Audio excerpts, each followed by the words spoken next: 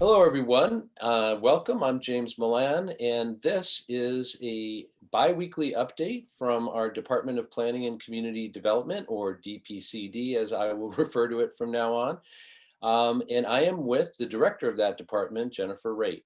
Welcome, Jennifer. Thank you for having me. It's great to Always, be here. always a pleasure. And we're looking forward to this series going on for a good long while.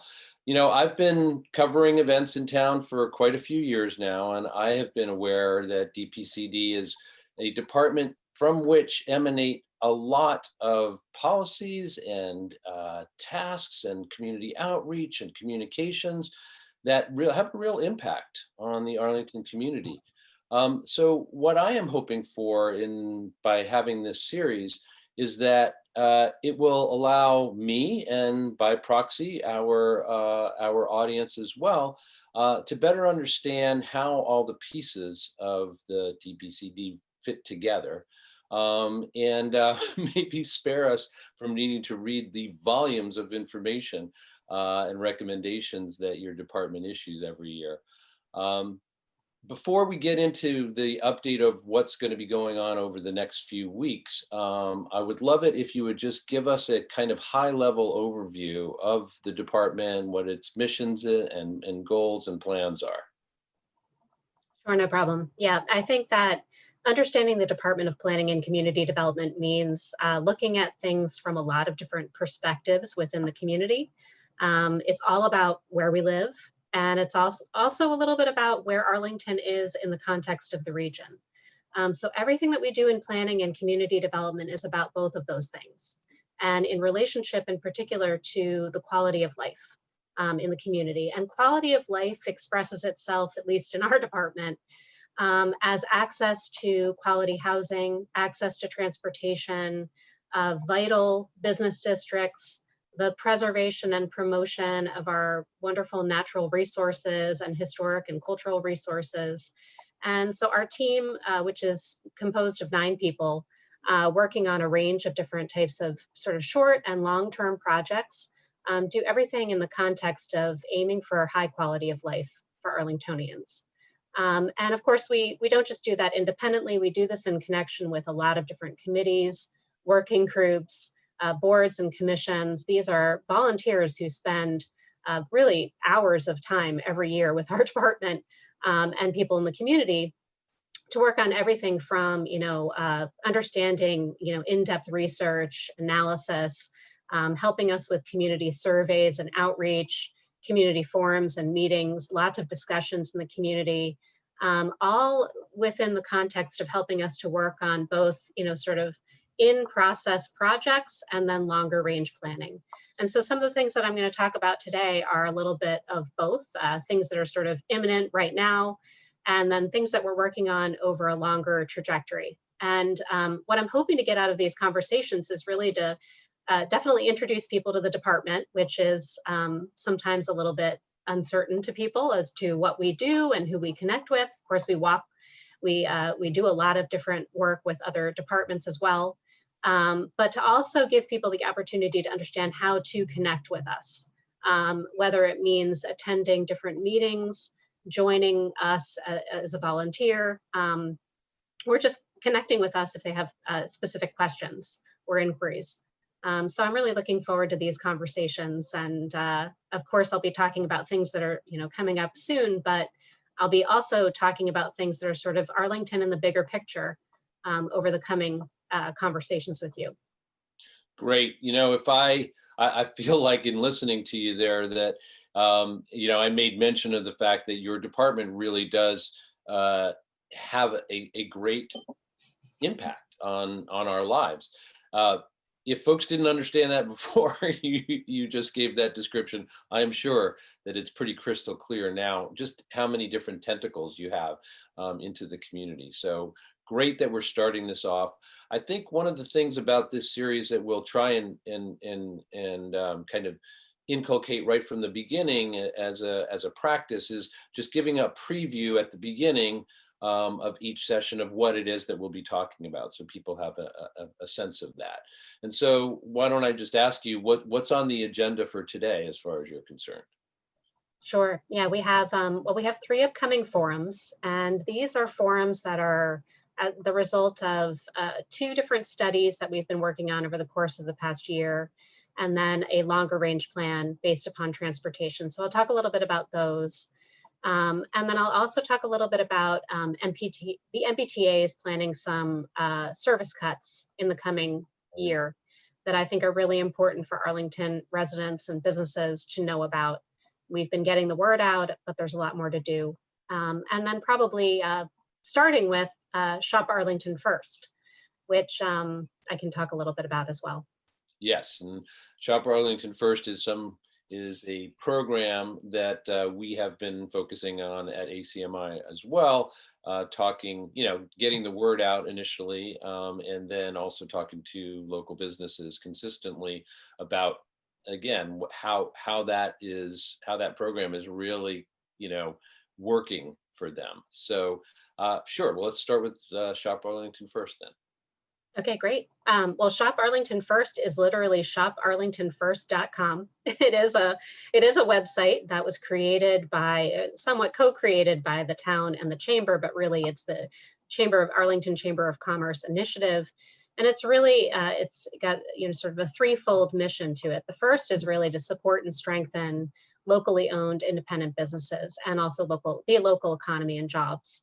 The second is to preserve and enhance our unique shopping districts, the three districts as Arlington Heights, the Center, and East Arlington or Capitol Square, as some people know it. And then to, of course, recirculate more dollars within Arlington to promote a strong local economy. And what the website provides people with is an opportunity to understand what businesses are open and how they're serving customers. Some of them are serving customers in multiple ways, including by appointment, with curbside service, takeout, or sometimes they're also allowing people into their business.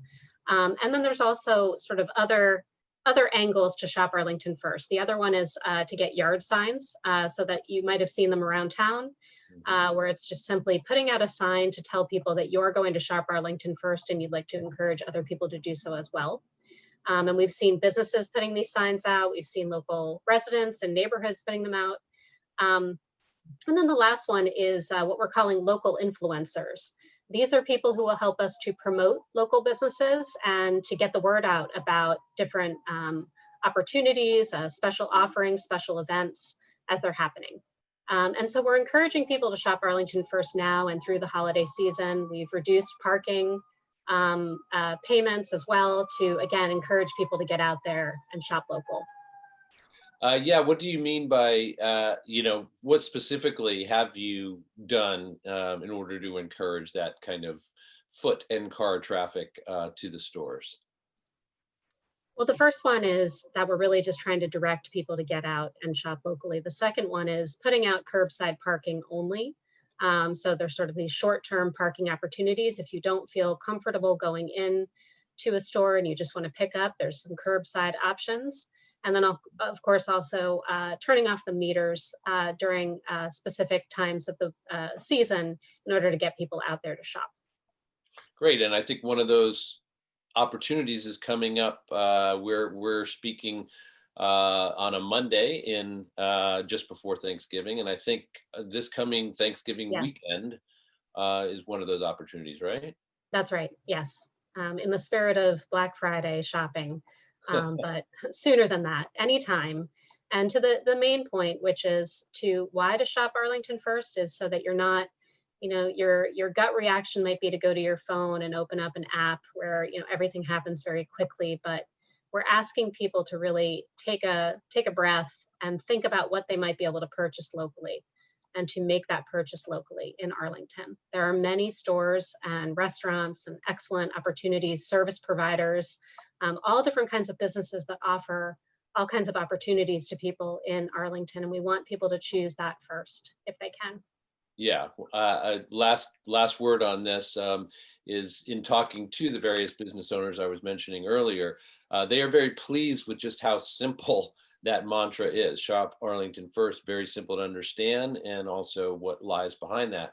And then I think the other thing that I just wanted to emphasize that's come out of my own conversations with local businesses is how diligent and vigilant they have been and remain about making their stores, the insides of their stores, if they are open to the public, safe for the public to come in, and that they have been taking great pains to do that and want to make sure that people understand that that is the case.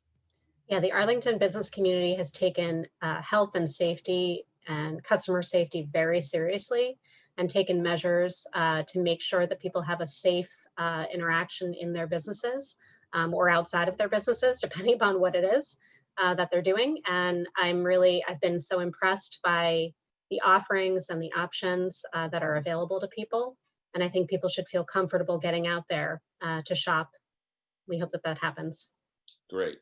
And you had mentioned that there are several forums coming up, but also some MBTA information that you want to share. Do you want to take those in any particular order? I'll talk about the forums first, just because there's three of them.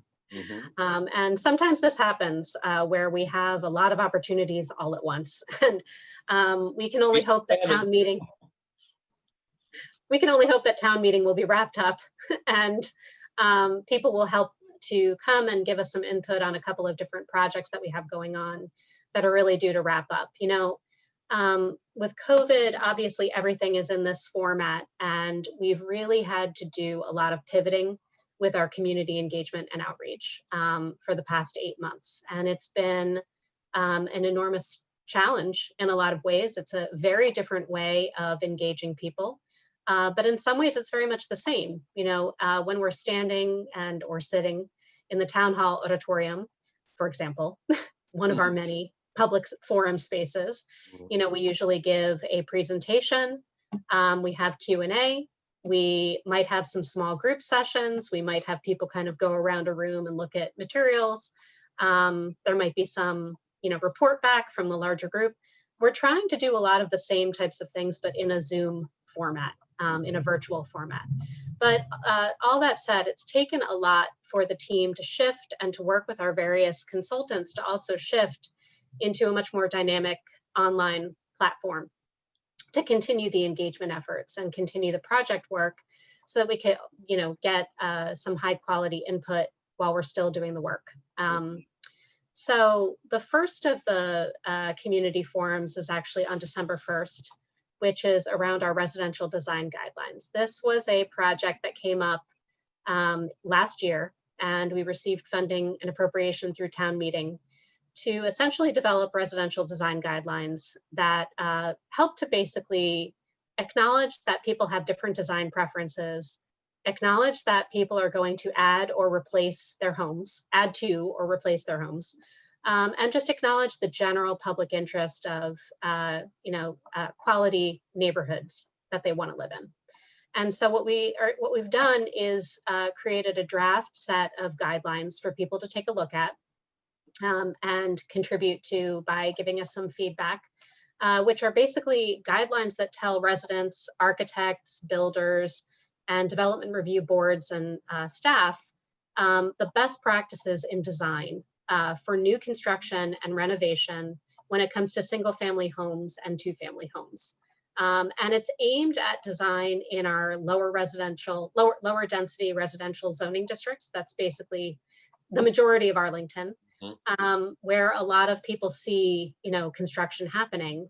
So we've done this in order to be responsive to people's comments about, again, those preferences for quality design. So the meeting on December 1st is to review the draft guidelines with the consultant and staff to give us feedback so that we can, finalize the document and begin to move it forward. And just to be clear, these are guidelines that people can it's useful information about kind of best practices in a number of different ways, but they're not requirements. They're not requirements, they're advisory. But we are planning to, we have a design review working group that's been excellent to work with the consultant and my team. And a lot of the conversation has been around how we're going to do outreach and engagement to ensure that these guidelines are applied and utilized. So while they may not be a requirement, I think that there's some very good intentions and also very good references to help people understand what we would prefer to see happening in terms of improved design. So I Right. think that there's a lot to work with. So no requirement, but strong encouragement. Strongly encouraged and advised. Yes. And what's the second forum? So the second forum is happening on December 8th.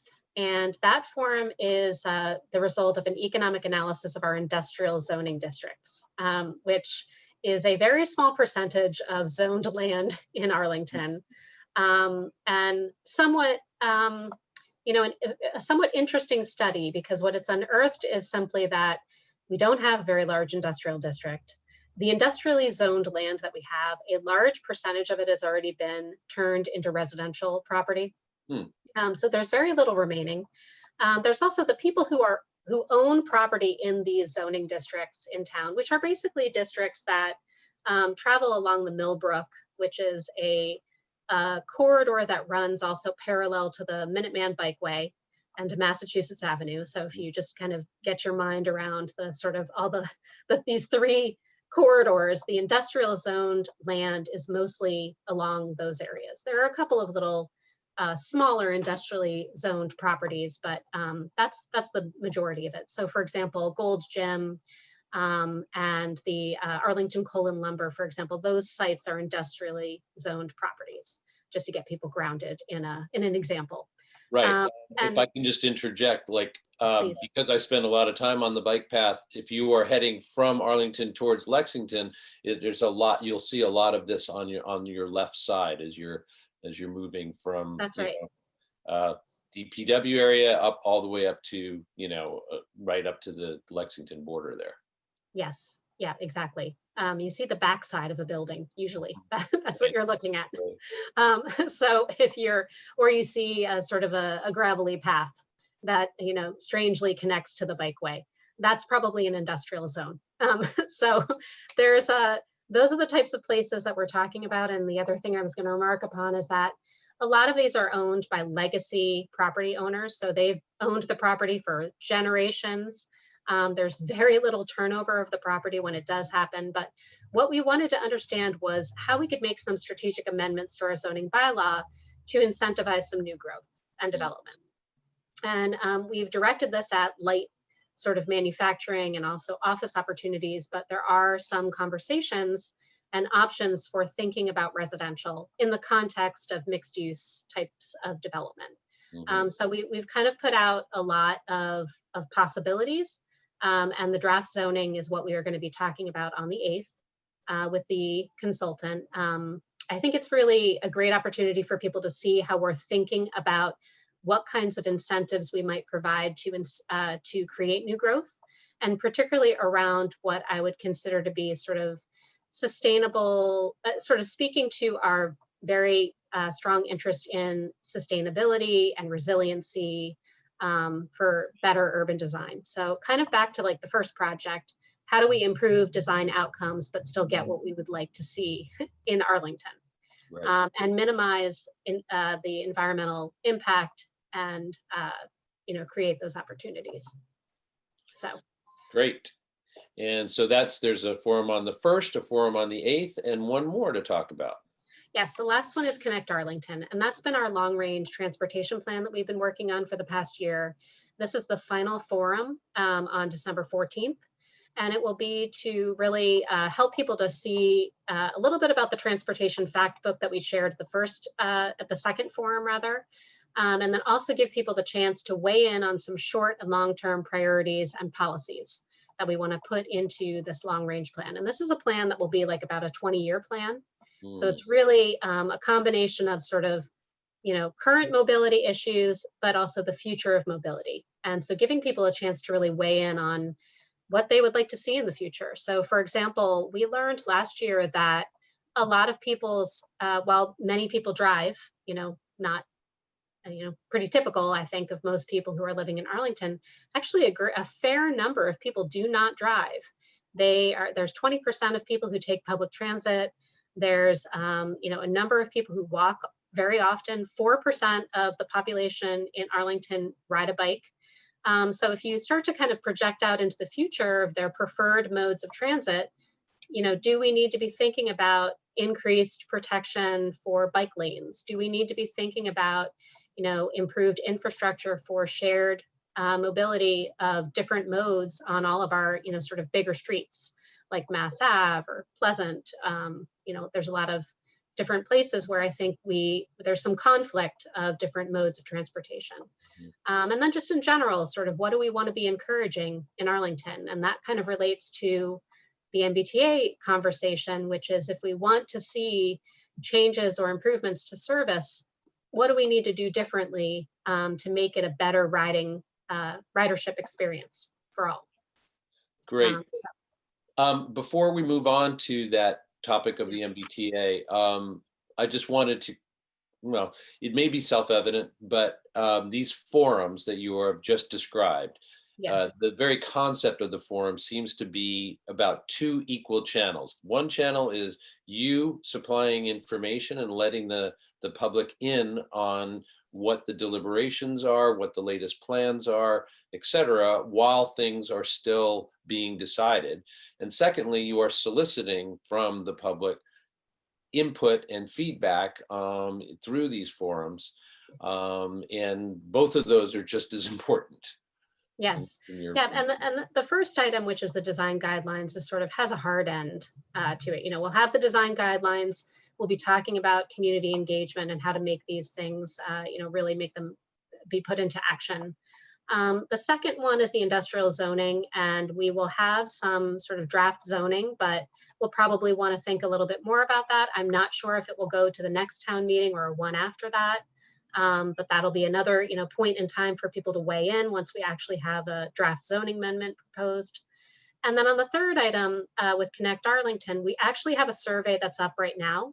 So if people wanted to take that survey and they couldn't attend the forum, or if they want to do both, we're going to be sharing the results of the survey at the forum. And there will be sort of more iterations of developing those policies in consultation with various boards and committees, other staff and departments, and sort of the key stakeholders who to make sure that it's, in particular, to make sure that it's an equitable set of recommendations. We want to make sure that we reach as many people as possible. So that'll be continuing into early next year before it's finalized. Great. And finally, because it has been a fairly packed agenda of things to talk about today, let's get to the MBTA.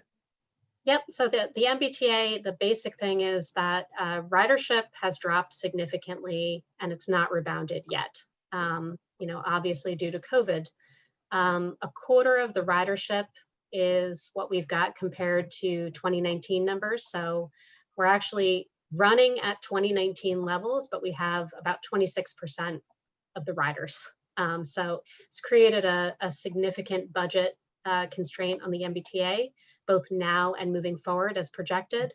And so what the MBTA is proposing is a number of cuts, both to service routes, as well as cuts just sort of in general, broadly, to drop service levels on different bus routes that happen to go through Arlington and stop in Arlington. So for example, the Route 79 is proposed to be cut, and that is the route that goes from Arlington Heights to Alewife. The Route 80 bus is also proposed to be cut, which runs from Arlington Center to Leechmere.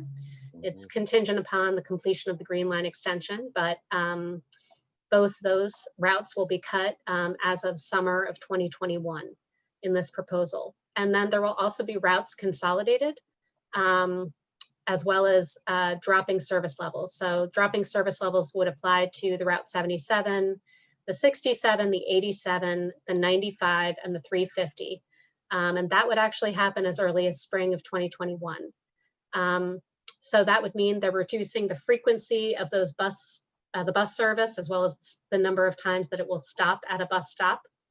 And there's various service scenarios that the MBTA is proposing to bring back that service. So all of this said, if you're interested in learning more, and I think you should be if you're listening to this or watching this, there are 4 more regional meetings. The MBTA has had a number of regional meetings already, but they have 4 remaining meetings, including one tonight, but that might be too soon. So 3 more meetings if you're watching tomorrow. And on December 2nd at 6, there's a system-wide meeting. You can go to any of these meetings and provide your own public testimony and comment, feedback to the MBTA. They're allowing it to be in the chat box on Zoom, or if you feel comfortable providing verbal testimony or writing a letter to the MBTA about this, I would encourage you to do so. Comments are due by December 4th, and they will be finalizing the service cuts and scenarios by December 8th. So there's a lot to digest there, but I think that the main reason I wanted to share it is because it's critical that Arlington relies is very dependent upon public transit and bus service, and this could have a very significant impact both on residents who rely on public transit to get to work, both out of Arlington and to Arlington. So it has a really big impact on our business community and also on development. So if people do want to attend and or participate in one of the MBTA kind of sponsored sessions that you were mentioning, do they just go to the MBTA website? How do they access those? Thank you. The initiative is actually called Forging Ahead. So it is, the MBTA's website is Forging Ahead, and you can find all of the connections to the public meetings, and the Zoom registration information is listed on the website, as well as a much deeper description of the different service cuts and scenarios, how they're cutting service across the entire system or proposing to. You can also view past presentations from other regions, including the one that was for the Minuteman region, which is what Arlington is in, if you're interested in learning more.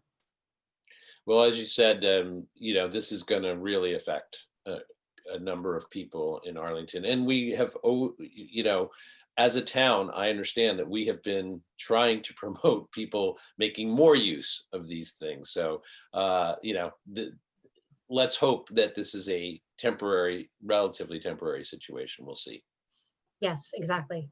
All right, we have reached the end of the agenda for today, and there was a lot to take in and a lot for you to provide. So we appreciate the fact that you were willing to take the time to do it. And I want to just say to our audience that Jennifer and I were talking before we came on air about our respective Thanksgiving coming up here, and they're going to be different for both of our households, as I'm sure is the case for you out there.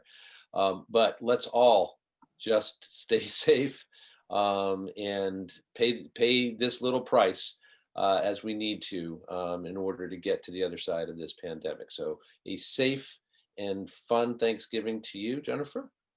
Thank you so much, and to you as well. Thank you. And we'll see you in a couple of weeks. And to the audience out there, happy Thanksgiving. Stay safe. I'm James Milan. This has been the DPCD update, and we'll see you again in a couple of weeks.